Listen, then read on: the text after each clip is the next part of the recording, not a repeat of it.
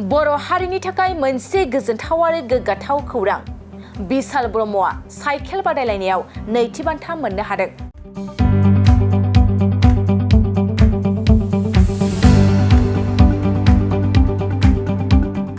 नंगौ, स्पोकहाब साइक्लिं आसामनि बानजायनायाव गुवाहाटी बाथागुली हिल्सआव जानाय साइकेल बादायलायनायाव क'क्राझार हाब्रुबारि गामिनि बिष्णुदेब ब्रह्मनि फिसाज्ला बिशाल ब्रह्मआ नैथि बान्था मोननो हादों।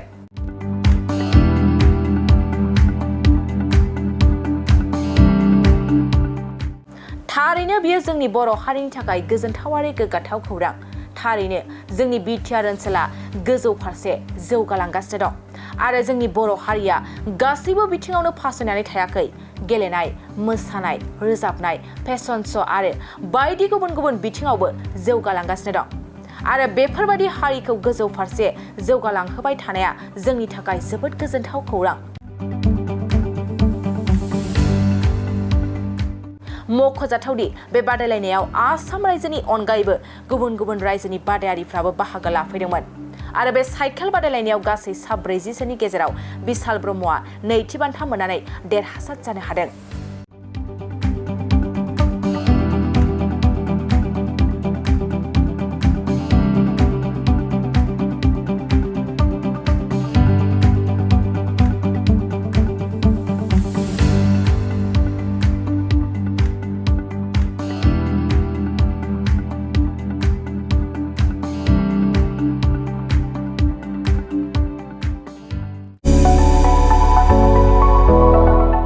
गोजोनथाव खौरां, बाजाज बेग लानो गोसो गुदुं सुबुंफोरनि थाखाय गोजोनथाव खौरां।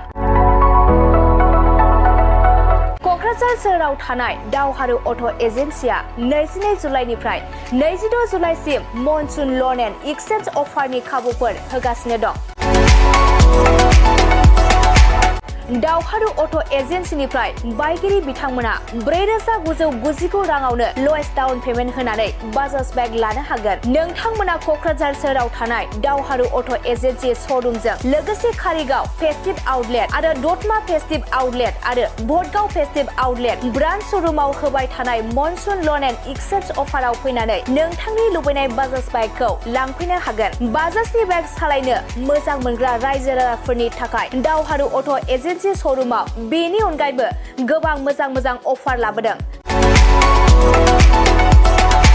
बेफोर अफारफोरानो जाबाय जेरै गंनै helmet free, 5 litre petrol free, 95% ल'न, फ्रि एजुअर गिफ्ट आरो गासिबो मडेलनि एक्सचेन्ज खाबुआ एभेलेबल जागोन। आरोबाव मोनसे गुबुन मोजां खाबुआ जादों 500 रां होग्रोनानै गोसोबादि बाइकखौ आवग्रिना दोननो हागोन। लोगोसे आबुङै मिथिबावनो थाखाय 6000389187 8822018193 जानबुं नाम्बारनि गेजेरजों खौरां लाहरनो हागोन।